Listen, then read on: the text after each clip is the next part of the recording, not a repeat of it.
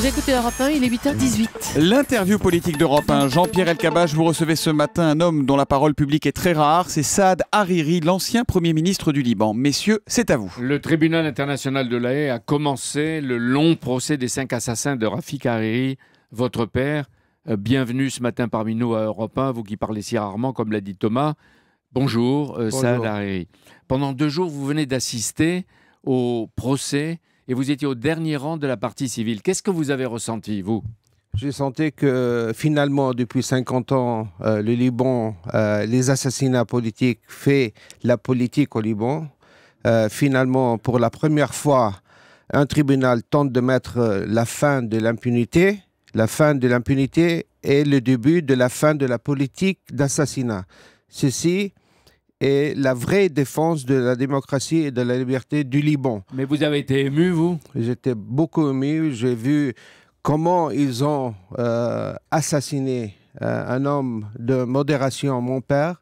Et finalement, on voit la justice que le Liban attend toujours. Les 5 tueurs sont jugés par contumace, c'est-à-dire qu'ils ne sont pas là. Est-ce que maintenant on est sûr de celui qui a commandité ou de ceux qui ont commandité le crime de votre père? Les 5 accusés sont les membres de Hezbollah. Le Hezbollah, c'est une organisation qui a une hiérarchie.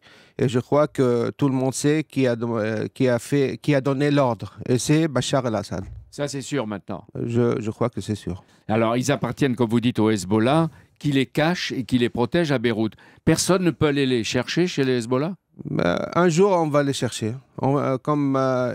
Personne n'est trop fort. Milosevic, un jour, on l'a attrapé, on l'a mis dans les prisons. Et je crois que les assassinats de Rafik Hariri seront dans une prison. C'est-à-dire qu'un jour, vous pensez-vous que les 5 accusés vont payer ? Ils vont payer. Il a fallu 9 ans pour ce procès, Saad Hariri, consacré à l'attentat contre votre père. L'attentat avait fait 22 morts et 252 blessés. Pourquoi c'est important que la justice internationale fasse ce long procès ? Parce que pendant 50 ans, comme j'ai dit, il y a eu d'impunité au Liban. Et c'est la première fois que la communauté internationale fait un procès de justice, finalement, dans le Liban, dans le monde arabe, et arrête les assassinats politiques au Liban. La France, est-ce qu'elle a joué un rôle, elle, pour ce Écoutez, procès ? la France a joué un très grand rôle. Le président Chirac, le président Sarkozy, le président Hollande, ils ont toujours été un homme sur le tribunal, sur la justice pour le Liban.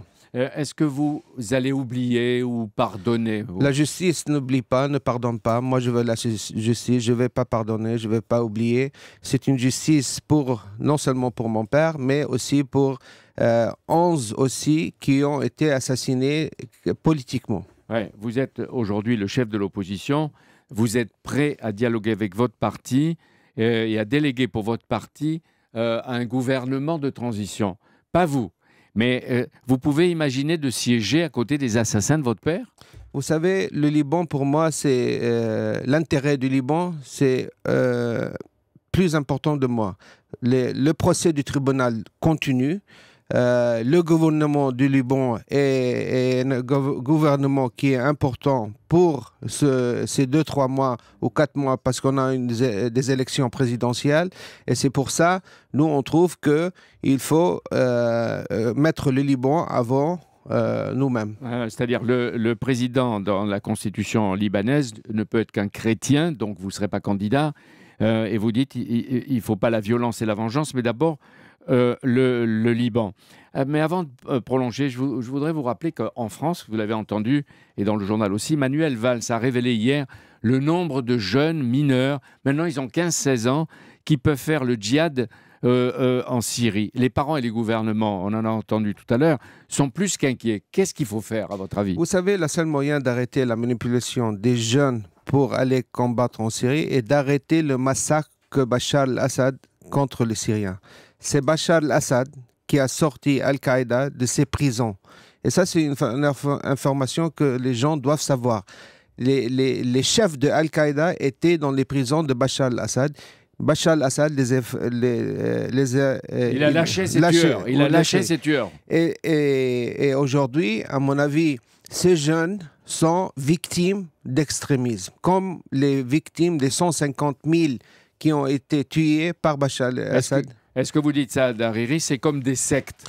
Oui, c'est bien sûr, c'est des sectes. Et vous savez, on manipule les gens, les jeunes, comme on les manipule pour faire la drogue, pour faire des crimes. Et maintenant, il y a des sectes comme Al-Qaïda qui manipulent les gens pour aller se combattre en Syrie. À Riyad, en décembre, après l'assassinat de votre ami et proche, Mohamed Chatta, à Beyrouth, vous avez rencontré le président de la République française, François Hollande. Mais Chatta, est-ce qu'il a été victime lui aussi de Bachar el-Assad? Bien sûr. C'est un de mes très très proches conseillers. Il a été tué en plein jour à Beyrouth. Le président Hollande, quand il est parti en Arabie Saoudite, avec l'Arabie Saoudite, ont décidé lors de leur dernier déplacement du président d'aider l'armée libanaise. Et ça, c'est l'Arabie Saoudite a donné 3 milliards de dollars pour acheter des équipements de la France pour l'armée libanaise, pour combattre l'extrémisme et pour combattre... Et ça, c'était important pour vous, pour le Liban, bien sûr. Et à Paris comme à Riyad, parce que vous êtes exilé. Oui. Depuis combien de temps? Depuis, dans 3 mois, 3 ans. 3 ans. 3 ans sans voir votre pays. Je pense qu'il vous manque votre pays. Beaucoup. Beaucoup. Mais vous avez une protection rapprochée, parce qu'il y a des menaces? Oui, parce qu'il y a des menaces, parce que ce qui tue Rafik Hariri peut tuer Saad Hariri. Ouais. Mercredi, il y a la conférence de Genève sur la Syrie qui va commencer. Elle est voulue par la France, la Russie et les États-Unis. Qu'est-ce qu'il faut faire de Bachar el-Assad? Bachar el-Assad doit aller, partir. Il ne peut pas avoir un président comme Bachar el-Assad sur la tête de la Syrie. Est-ce que vous croyez que les Russes et les Iraniens maintenant vont réussir à convaincre Bachar el-Assad de ne pas être candidat à sa réélection, donc de partir? C'est le job de la Russie, de l'Iran, de dire à Bachar el-Assad de s'en aller, à mon avis. Parce que les Syriens ne veulent pas de Bachar el-Assad. Et Bachar el-Assad, c'est lui le vrai Al-Qaïda que tout le monde doit combattre aujourd'hui. Vous, Rafik Hariri, votre père, construisez un Liban moderne et modéré.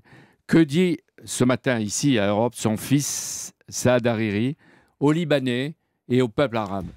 Vous savez, le pape Jean-Paul II est venu et a dit que le Liban, c'est un pays message de coexistence, de pluralité, de modération, de rencontre. Rafik Hariri a donné sa vie pour défendre ce message. Moi, son fils de Rafik Hariri, je continue à croire en ce message et je continuerai à le défendre. Le Liban le mérite et les Libanais aussi. Je vous remercie d'ailleurs de parler français, vous qui parlez peut-être plus facilement anglais ou arabe. Vous rentrerez dans votre pays, je ne dis pas un jour, en septembre il y a des élections. Est-ce que vous pourriez y retourner pour avoir une majorité et peut-être pour devenir Premier ministre? Bien sûr, je vais retourner au Liban pour les élections et pour un jour être le Premier ministre. Merci d'être venu. Merci Saad Hariri d'être venu en direct ce matin sur Europe 1.